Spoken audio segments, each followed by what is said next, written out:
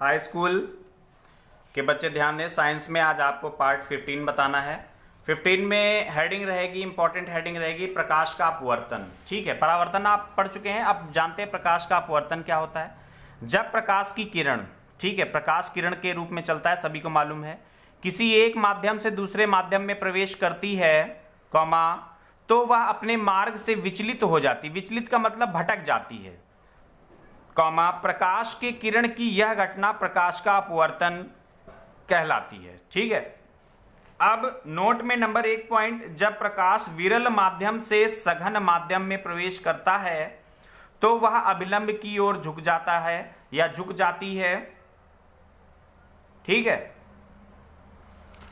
तो यहां पर अभिलंब n और इसको n डैश मान लें और इसको यहां पर m और m डैश मान लें।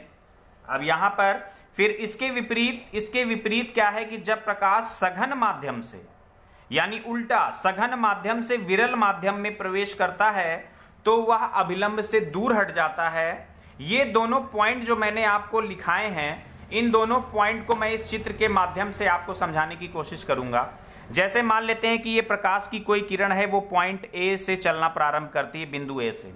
प्रकाश की किरण वायु का मतलब विरल माध्यम, विरल माध्यम का मतलब होता है कि जहां पर उस माध्यम के अणु या परमाणु दूर दूर हों। वायु और कांच में अगर देखा जाए तो वायु आपका विरल होता है और कांच आपका सघन है। ठीक है, ठीक है, कांच सघन क्यों है? क्योंकि कांच ठोस है, सुदृढ़ है, मजबूत है, दृढ़ है, इसलिए कांच आपका सघन होगा। और वायु विरल है, वायु के कण दूर दूर होते हैं, इसलिए वायु विरल माध्यम है। तो यहां पर देखिए, यहां पर प्रकाश की किरण विरल माध्यम से चलती है और फिर सघन माध्यम में प्रवेश करती है।